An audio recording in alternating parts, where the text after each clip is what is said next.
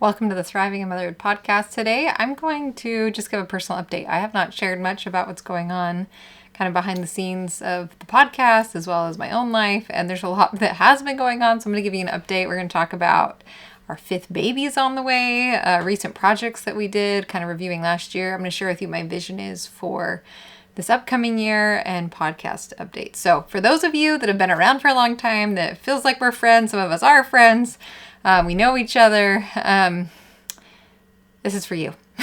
So anyway, let's go ahead and jump in. We'll chat. Hi, I'm Jessica Jackson, and this is the new way to thrive in motherhood by leaning into who you are, what you love, your unique family situation, and personal mission to create a life that you actually want to live. I want to invite you to join me in saying no to the life of the exhausted supermom, burnout, victim thinking, being pulled in so many directions, suffering through survival mode, or being lost in motherhood, and say yes to building strong families and moving forward on our greatest goals in order to create a fulfilling life that we are excited to wake up to each day and become a soaring mother. This is the Thriving in Motherhood podcast.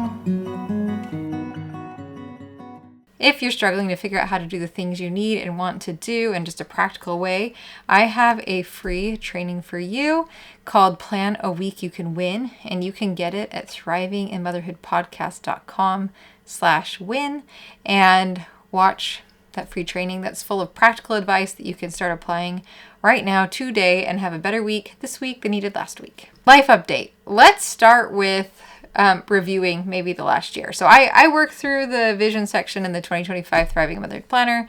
And as always, it was incredible just how much happened. And I won't go through all the things. The categories I picked were milestones for our family, family adventures, places we went, favorite books and movies that we read and watched together, business projects that I did, people we had over for dinner, and then projects. So I want to share with you some of the projects because they're fun.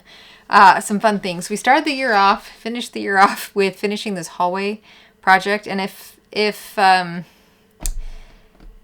not too hard, I'll drop in some pictures. But if it doesn't work, then there'll be no pictures. So maybe I'll be able to show you some of the things that we worked on. We'll see. If you're watching on YouTube. And if you're listening on the podcast, then that's fine too. But basically we put wainscoting.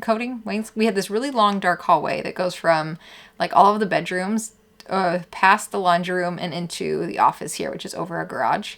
And so it was just really long and dark and gray. And so we painted it this bright cherry color on the top half and added wainscoting on the bottom with the box molding. And then I put pictures all along the hallway that I just thrifted from Goodwill, because while it would be fun to spend a few $100s on big, large, fancy new picture frames and prints for them, I just did the thrifted version, and it's great and I love it, and it's perfect. It's just, I don't know, it's like a really nice spot in the house now. We had to get a new dishwasher because we discovered that we'd had a major leak in our dishwasher for like 4 or 5 months that did some damage to the wood floors. And anyway, it was a huge thing, but we got a new dishwasher, and then our oven had not been working for months, and I just kind of dealt with it and made it work by turning on over and over and over again. And then my husband cooked something one night, and by the time he finished cooking, he had an oven in the cart ready to purchase. So anyway, that was lovely. And it's been amazing to have an oven. And we got one with an air fryer in it. And I never bought an air fryer before because countertop air fryers for a family of 6 would take years to prepare anything in large enough volume for us to enjoy. So having an oven size one has been amazing. And we do lots of roasted vegetables and chickpeas and tofu, and it's been amazing. One of our really big projects was building a retaining wall last year. And we have 2 levels. We have like a 2-tier garden. Just our house is like on a hill. But that wasn't the plan. This is like one of the things where we had 3 garden boxes in our yard when we moved in, and we bought this house. Like, one of the main reasons we bought this house is because there was a spot that got enough sun that we could grow a garden, which is actually really rare here where we live. There's just really tall trees, and so most of the yards are like shaded out and full of pine needles and weeds. There's not like a lot of, anyway, lawns in the backyard especially are rare. So this is one of the few houses we found that had a lawn, and so it had 3 little wood garden beds. Well, the carpenter ants here, like, the beds were disintegrated, and so it's like, that's fine, we'll put in metal beds because the wood ones will just get eaten. And so then we started trying to level out the area, and it was a disaster. And so A few years ago, we had like a 90-foot tree that like dropped a limb during a big storm and smashed our fence. Had to come down. It was like dead on the inside. And so when that was taken down, the company that did it for us had all of the equipment, so they could just in 5 minutes quick level out our garden. Well, it turned out there's a really significant slope, and so we ended up having a 2-tier garden because of that. And it was like a big project to pickaxe, and anyway. But then, so for a few years, we just had like a raw exposed clay edge between these 2 tiers. And after a few years, it got to the point where like, the kids were playing in it. And for a while that was fine because we had plenty of material we needed to do anyway. But then it was just like we were starting to get close to going underneath the 2nd-tier garden bed. So it became like priority numero uno to build a retaining wall. So we did all this research. We did it the right way, with a drainage pipe behind it and stones and leveling and all the things. It was so fun. Our whole family worked on it. It was truly it was so fun. We loved it. I personally carried literally 2 tons of retaining wall blocks while my husband placed them. I let him do the precision work. I just hauled, and it was amazing. Anyway. But yeah, everyone helped. We had wheelbarrows of sand and wheelbarrows of grit, gravel, and wheelbarrows of stone, and it was awesome. And so then we planted out a spring and a summer garden last year, like a spring and fall garden. And our spring garden is amazing. We were able to plant it earlier enough that we were able to enjoy a lot of harvest in June before we left for a month in July. And then our wonderful neighbors watered our garden for us and ate the good chunk of the harvest in July. So they said it was wonderful. I was feeling like a little bit discouraged. I'm like, our gardens never work. And then I realized, no, we're just not here for them. So anyway, and then I planted a second round when we got home from Utah in August, and we're able to get some more of a harvest. But then I didn't bother with a winter garden this year. So 2 good ones. We added 2 more garden beds, 2 12-foot by 2-foot garden beds along the edge of our fence. That area is pretty shaded, and so in one bed I've been planting greens there, and then I just planted that out. We'll get there. And then in another bed, I'm hoping to put asparagus in. I read that in Georgia it can get so hot and sunny that it can be hard for asparagus to do super well. It probably depends. I'm still figuring out the right variety to pick. So I figured if I do it in an area that gets sun, but also a decent amount of shade, that it better chances of doing well. Another really big project that we did was my husband built a rock climbing wall in our garage. So this was a huge project. It takes up the entire front half of our garage, and the kids love it. He enjoys it. It's actually really hard. He built it at I want to say it's a 20-degree slope, which is really challenging to climb. The kids do it better because they're not holding a lot of body weight, but for me, it's really hard. For him, it's a good challenge. He can get a good workout on it. And then because of that, we also organized the garage. We got some more bins and stuff to help contain it. And it needs attention again, but that's just how life goes. We had a massive peach tree in our backyard that's always had problems with like fungal infections. I think part of the problem is bugs. And part of the problem is it was planted where it doesn't get sun until the afternoon. And so because of that, it's just really susceptible to fungi and like fungus and rot. And anyway, so it did grow a lot of peaches though, even though they did mostly rot. And so I didn't really worry, knowing that they were rotting and going to be gross and we couldn't eat them. I didn't really think about the tree. I just kind of let it do its thing. But the problem with that is that it did produce a ton of fruit, and I didn't prune it and I didn't thin it out. And so we woke up one morning and a branch had like split and broken on the ground, and all the other ones were going to come down. It had grown way out of control. We couldn't even reach the peaches for most of them. So we ended up cutting down all of the main branches, but the stem is still there with a few like large branches, but no trees or leaves are on it. Because we almost took it all the way to the ground, but we were able to harvest them that weren't totally ripe yet and hadn't rotted. And so we found out they were delicious, like for the first time ever. And there were hundreds of peaches on that tree, and we probably got 30 that were edible, that hadn't like rotted, like with this fungal infection. They turn white. Like before they ripen, they go white with this mold. And I called an orchard guy about it before all of this happened. And he's like, well, I spray my trees 5 times a year and it's not worth doing. Like, it's super expensive. Some of the bottles are $1,000 each. It doesn't make sense unless you're doing a large orchard. So that's where I kind of gave up. Anyway, we also tried doing garlic water because I heard from an organic, like we have a friend here that her father is an organic farmer in Guatemala, and he uses garlic infused water, garlic infused water to help clear stuff. So we tried that. Anyway, point is, it just really didn't work that well. So, but now that we've cut it down, but we didn't cut all the way down because we tasted the peaches. They're really good. And maybe this year we'll get some smaller, like kind of reset the tree, and we'll see if we can get some good ones. I don't know. We also just might give up on the peach tree. We also paused that project. This is probably way more than you want to know. We paused the project because this was happening literally days before we drove out to Utah. Andrew was traveling at a conference. He wasn't even in town. And so this was all the kids and I are like getting ready to drive across the country, getting ready to leave the house for a month, and also trying to not leave rotting fruit in our backyard, like clean that whole thing up. So that's how that went down. And then we've had this deck that's amazing, but it gets afternoon sun and just so hot. And so Emily and I, Andrew's out of town again. A lot of our progress happens when Andrew's out of town and the kids and I like start dreaming. And then he comes home and we tell him the new plan and he helps us execute it.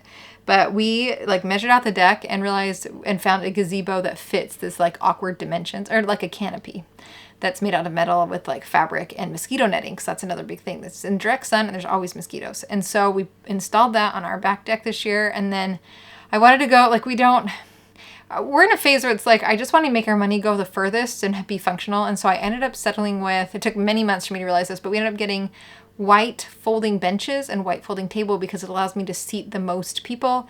We've discovered we're not like outdoor management people. And so these like fold up and store easily. It's like no maintenance. I can pop them in the garage if we want, but they can also just sit back there. It's just simple lifetime folding tables and folding benches. And then we can also take the benches out to the fire pit because we haven't had seating out there, which is amazing. So anyway, we did school.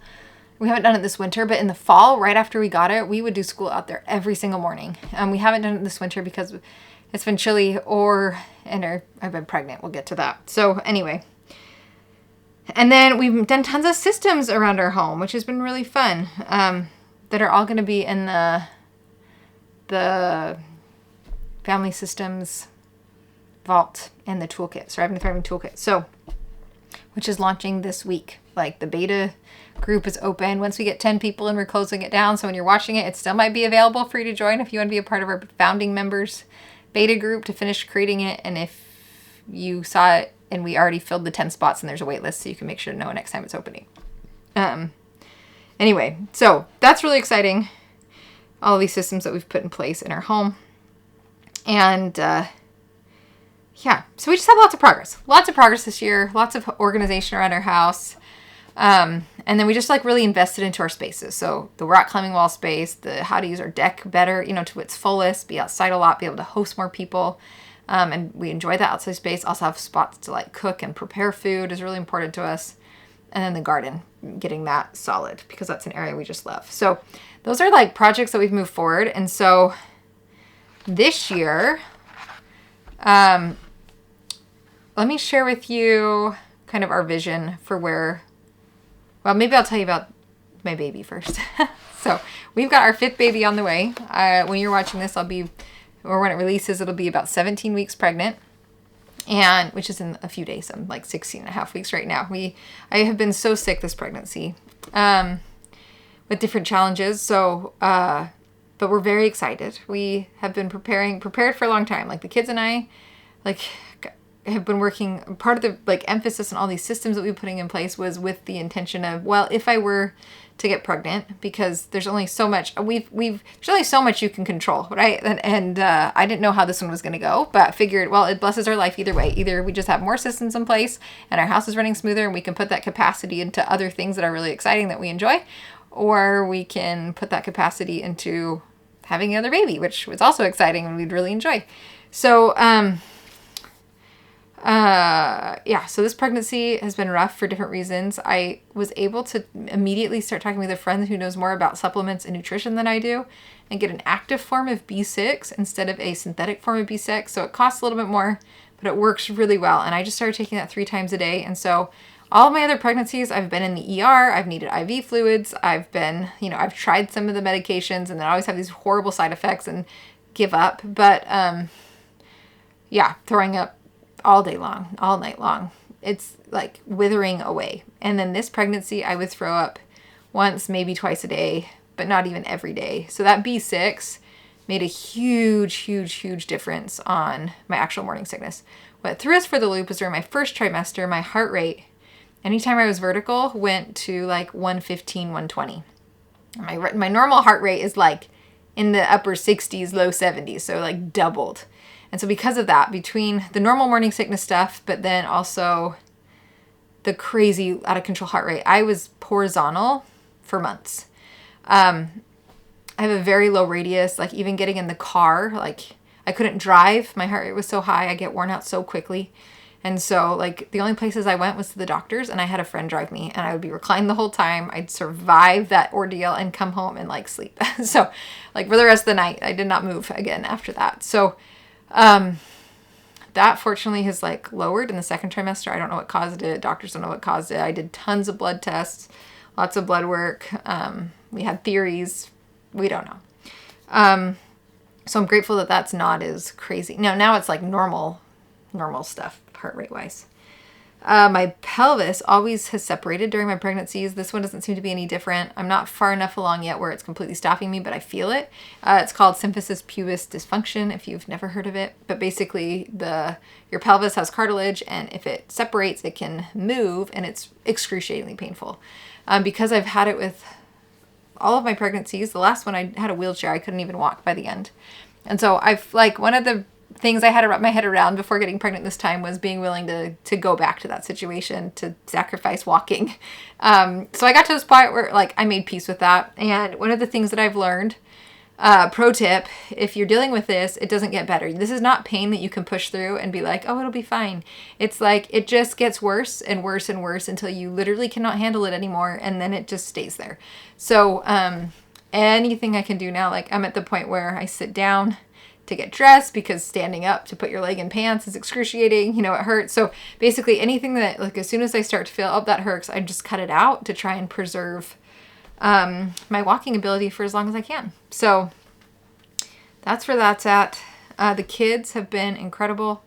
They have helped me so much. Andrew has been able to work pretty normal hours with the exception of Christmas break. So during those few weeks at Christmas, I was at the absolute worst, like completely non-functioning, 100% relied on other people to keep me alive. My kids and Andrew actually ended up flying to Utah for 4 days to go to a funeral for his grandfather, which was incredible and totally broke my heart that I couldn't be there, but there was literally no way I could travel. And so he did a ton of food prep, and we did everything we could to like set up a one-room life for me on the couch, so I didn't have to move. I had like our fridge that we used to travel out to Utah with on our road trips right next to me, so I could have food right there. And every night I had a friend come, and they helped me because I still needed help. They helped me get dinner. Like by that point I was like, I needed more help, and they would get me set up for the night and the next morning, and so then they would leave me safe for another day and come back the next day. So I really did need a lot of help during those few weeks. But now I'm to like a couple hours of functioning in the morning, which we're pouring into homeschooling and housework and prepping food the best we can. So food really, like for the last few months since the beginning of December, food and feeding my family has been like number one. And then homeschool number two, in large part because I just have kids that if we don't engage their brains and keep things like in some level of normal routine for them, it's way harder. Like it's just, no one feels good in those scenarios. So that's where I've put the majority of my effort and time. As things get a little bit better, this is starting now to switch into my vision for this year.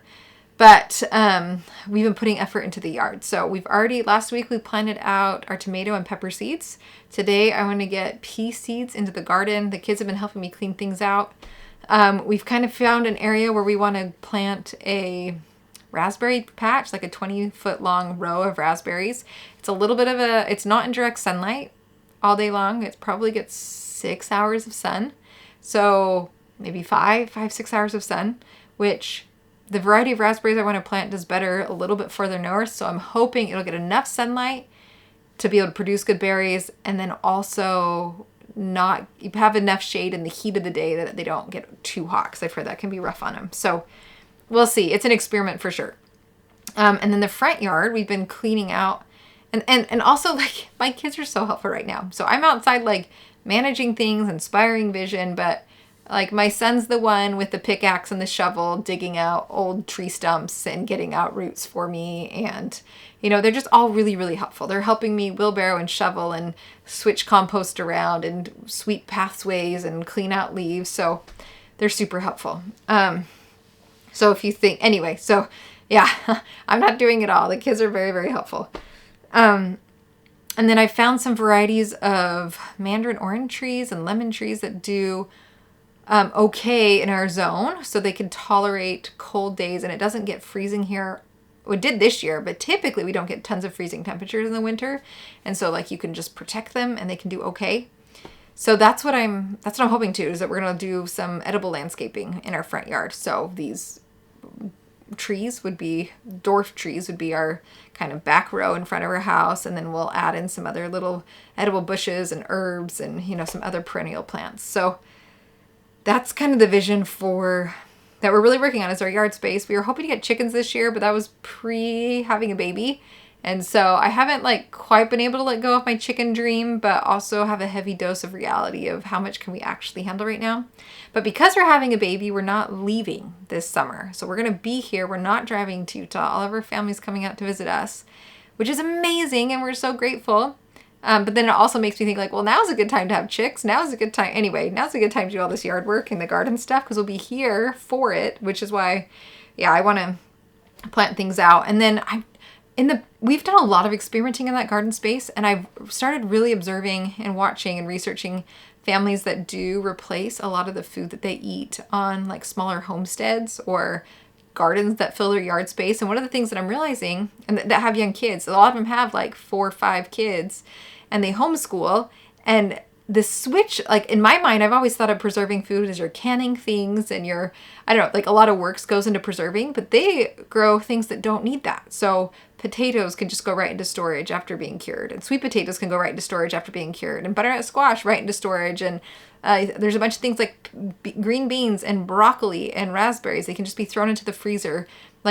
Tomatoes do need to be canned, but you can also toss those in the freezer until you have a huge batch and ready to do it. So just learning to be a little bit smarter with what we plant, and with a real intention of, how can we store this and use this long term, is kind of where I'm heading on that front right now. And so researching that, I just bought a bunch of seeds. We'll plant, our last frost date is end of May, beginning of April. And so, no, that's not right. End of March, beginning of April. End of March, beginning of April. And so we're starting to get things ready. I've already planted out one of my 12-foot beds with all of the greens that I want right now, and radishes and beets and kale and broccoli and carrots. So that's already planted out, and then we'll get the peas in this week, and then in a couple weeks we'll start hopefully transplanting some of the seeds I've started. We'll start some more seeds. We'll see how it goes. But yeah, the garden space is really fun for us. I have found, when we sit down last year and we would eat a meal with our own potatoes and our cucumbers and we'd eat these green beans. We just eat these meals where we've grown most of the food that we were eating. It's the most satisfying thing ever. And I love that my kids just go out year round and snack on kale. It's just so satisfying. Or we've had great success with bok choy. And so I'd make lots of soups with bok choy and sauteed greens. And that grows year round on its own without me even trying. It's now a weed in all the cracks and crevices of my garden, this bok choy. And I just find so much joy and satisfaction in growing and eating our own food. So that's, and then, so just transforming our landscape to edible stuff is my really big vision there. When it comes to family vision stuff, we really want to invest more in local community. We've got a really good church community that we're a part of. But just trying to figure out what it is for us, how we want to, just be very intentional with developing good friendships. Not just the kids and I, because I feel we've kind of got spaces carved out for us a little bit, but including Andrew, our whole family community. We want to build that out, invest in that. And then I want to simplify our house a lot more. We've made tons of progress, but my kids are just at ages and have perspectives now where they really understand these, even though they create amazing things, that at some point we can't keep all the amazing things they make, and they're okay to let them go. For us, it's not toys that takes up a lot of space. It's physical 3D creations that my kids have made and they've played with and they tell stories with and they, use in everyday life. And so, yeah, helping them work through some of those things that they've done. And then clearing out a space for the baby to come join us. So yeah, we've put a lot of effort into just simplifying, streamlining, decluttering again. It's just a constant process. And we'll continue to have that be a huge focus. So that we're ready to add another person to our family. Homeschooling has gone really well. If you watched my update on the aviary a couple weeks ago, I was still like wishy-washy, but like something clicked for me, and it has been the most amazing couple of weeks of school. I finally understand it. I've caught the vision of it. My kids have caught the vision of it. I had set up the homeschool room, like completely, we like gutted it and just reset that entire space to be able to do what we want to do. And it's been going so well, and everybody loves it. And my kids even are like, there's been mornings where I just feel so crummy. I do not want to start school. I do not care. I hope that they're going to just jump into their projects and go outside. And I come downstairs and they're literally sitting at the school table waiting for me to start, which is amazing. So then I just sit down and we do the things, and they're always so amazing, and we have great conversations, and honestly, like, it's been really fun. It's brought in some of this culture into our home where at the end of the day, Andrew's here with us and we're able to tell him what we read and what we discovered and things about geography, and sing songs in Latin together, and then sing it in a round because there's enough adults that we could figure out the round together. And anyway, it's just been really enriching and absolutely lovely. So continuing to just like invest in that, work on that, develop those habits, and increase the kids' skill levels in a lot of those areas is what we're working on. And then, and I would say that is working so well for us in this season of life, because I'm in a season where I really don't leave the house. The one exception to that is we have a homeschool group on Fridays that we go to. It's 12 minutes away, so it's a short car ride. Everything else that we go to in our town is like 25 minutes. So a 12-minute drive feels like the best. And then I can drive. It's a teeny tiny town, like with a 1-room post office and a 1-room library. So I drive and sit in the car while my kids go into the library. Any books that I want, I put it on hold, and they would have put on hold. They can check out books. The librarians know them. Anyway, it's just absolutely lovely. They can go to the library by themselves. They come back in the car after I just sat there, and then we can drive to the playground where homeschool group is. I just have to walk a tiny little way and then sit there for a couple hours and then walk a tiny little way back. So that is the only place that I'm taking my kids for the last few months, is that one little loop on Fridays. And other than that, I'm home. We've had other people helping get them to church, because I haven't been able to do that. It's been really intense. So because of that, having something like the aviary has been a wonderful resource, because it's got so much variety to our days that it just gives our kids a lot of options to be exposed to many, many things. And for me too, to keep things interesting, to keep fueling their minds with ideas and cool, I don't know, just make our world a little more three-dimensional when we're at home a whole lot. So yeah, that's been really good. Switching a little bit now, vision for business, what's happening with podcasting. So obviously podcasting's still going. I had friends that were like surprised to find out I was pregnant, that I told, before telling all of you on the internet. And because everything was still showing up on Instagram and on YouTube. And to be honest, it's been like a miracle to be vertical long enough to record one of these episodes. It didn't happen like the week of Christmas. Yeah, I didn't release an episode the week of Christmas. It's because I literally couldn't sit up. So convenient that there was a holiday, but yeah, it's like a miracle just to sit up long enough. And then Whitney and Danielle, who've been working with me for years on the podcast, take care of the behind the scenes work. And they've been so patient with me, because I'm setting things to them last minute. Like, we are not ahead on anything right now. Like, typically we'll work ahead, be like 6 weeks or a couple months ahead, and it's not like any emergency. And I'm sending things very last minute, and they've just been so gracious and so helpful and taken on so much to keep emails going and socials, like all the content going and podcast feeds being updated. And so very grateful for them. This is not, I don't want you thinking that I'm doing it all. While we do a lot in our home, and I have my kids helping me at home, and I don't outsource things at home beyond like with our family and working together as systems. That's important to me in the season of life that we're in right now. I do have business help always. That's where I will always outsource first. And Whitney and Danielle are just wonderful friends, and they have been so helpful. Another element here of business that I'm working on. So this year, I just realized it's got to be, I had so many ideas, so many dreams, so many thoughts and plans.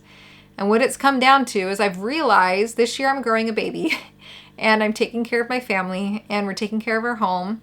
And I'm finding so much joy and satisfaction in that in a way I don't think I ever have before. Like in the past, I'd always want to go do something else. I'd want to escape into a creative project or anything else, leave the house, whatever it could be. And this time I'm just really grateful. I think part of it is just having enough, like the consequences of not doing the basics in such a large family at the ages that they are pretty dire. Like things can go south really fast. But also I just am finding the joy in it. Like for years I've prayed for the desire to enjoy doing the housework, to really enjoy being with my kids during the day, to just find a lot of fulfillment in that. I felt like a lot of the time I was walking the walk and talking the talk, but not really feeling it.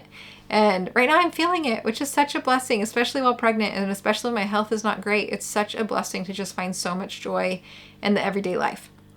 That being said, there's a few business things that I am moving forward. So the first one is the Surviving to Thriving Toolkit.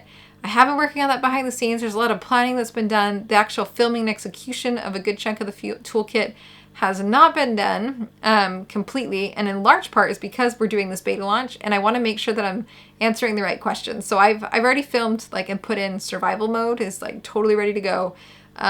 Thriving Phase 5 Win Your Week Academy, totally ready to go. There's a lot of bonuses, totally ready to go. Reentry, normalizing, and exploring are where we're still filling in the holes, and really intentionally want to make sure that I'm working with these 10 wonderful women that are joining, mothers, founding members, to go through the program and help me fill in the gaps and answer their questions. And anyway, so I'm really excited about that. But that is that's the first half of the year for me. Working still on releasing episodes every week, so you'll see that coming. I've got some fun interviews scheduled, and those I want to schedule. I haven't been doing them in large part because my health is so unreliable, and I'm definitely not vertical in the afternoons when I typically do episodes at all. I've been in bed a lot. Once lunch hits, I will not leave again. So I gotta just have to stabilize my health. So I guess interviews pending vertical abilities. And I thought I turned a corner and I thought I was there, and then after 4 awesome days, I just haven't been. So we'll see. And then there is a chance. There is a chance, but we will see, of writing a book. Writing a book. That's been on my list for a few years. Last year, I feel like I made tons of progress as far as the content, the idea, the angle goes. And I thought I could just whip it out last year and realized, no, I can't. There was too much happening, and we had so many curveballs that just put us into survival mode. Things that are not resolved yet, so I still cannot share them publicly on the internet. But some really crazy stuff. And so anyway, book got tabled, which I'm grateful for. It's fine. But maybe I will be able to write it this year. We'll see. There's so much, this is one of those things where it's like, I kind of have an idea of how this year's going to go, and then I have no clue how it's going to go after that. We'll have planners that we're shipping out this year. At the end of the year again, I looked into some other printing options, and then I realized I'm having a baby this year, and I cannot learn a whole new printing and shipping system this year. And so we're going to stick with how we did it. Anyway, your 2026 planner is going to look a lot like the 2025 planner. Which my kids I was pregnant by that time that we were shipping them, and I could not have, you that have purchased planners that had them shipped and coil bound here would not have them if it was not for my children, because my oldest in particular did all of the heavy lifting and the organizing and the sorting, and got everybody set up in a system and a conveyor, a flow. Every one of my kids was so helpful, not just kind of helpful, but genuinely helpful, and took on a role. And I just had to sit there and make sure the right planner was going to the right person, and they pretty much took care of everything else, truly, honestly. And they had so much fun at the end. They're like, we have to ship way more planners next year. This was so fun. So they're really, really counting on doing it again. So we'll do it one more time that way. And then I'm hopefully, again, I don't know what adding a baby to our life is going to do this time. So I have dreams, guys, but this is also reality. So that's kind of the planner hope this year.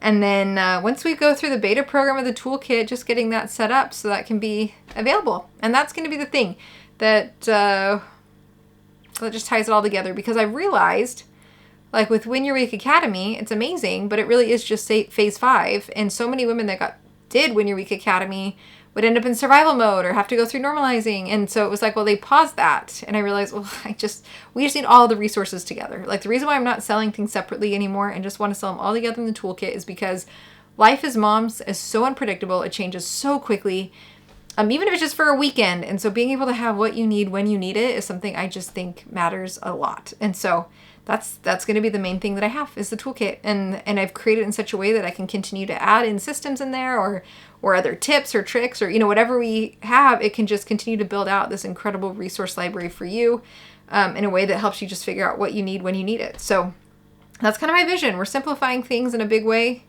out of necessity.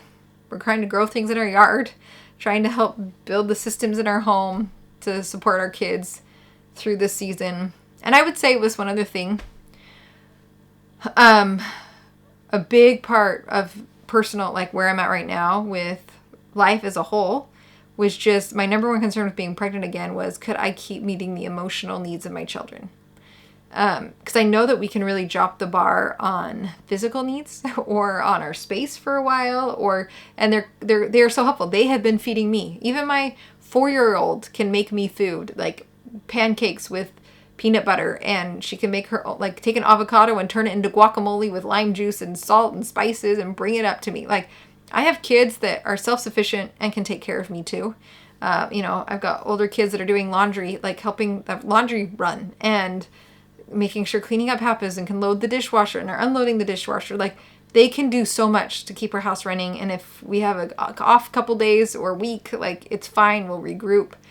But like, emotionally, can I be present? Can I listen to them? Can I, just help with those things? And I have just been so grateful that the answer is yes. Not 10 out of 10, and definitely not at night. I fall asleep before they do most nights. But during the day, I feel like I've have that capacity to just like really devote to them, for which I'm so grateful. So that's kind of been like, what's your vision in the right now? Like, when I talk about like, who do you want to be versus what you want to do? Like, my B is I want to be emotionally available for my kids. That's like, that's it. That is my one. Like, if I strip it down to one thing, it's that. And then as far as do, it's feed people. Feed myself, feed my kids. That takes a surprising amount of energy and thought and fortitude right now. So hard for all of us, but that's what our main priority is. So anyway, for those of you that care, that made it all the way to the end, thank you for listening. I hope you enjoyed this little, behind the scenes update on our family and what's been going on and what we're working on. And I'm grateful you're still here, and I hope you have a wonderful week, and I will talk with you next week. Where you are planted, watch the blossoms grow.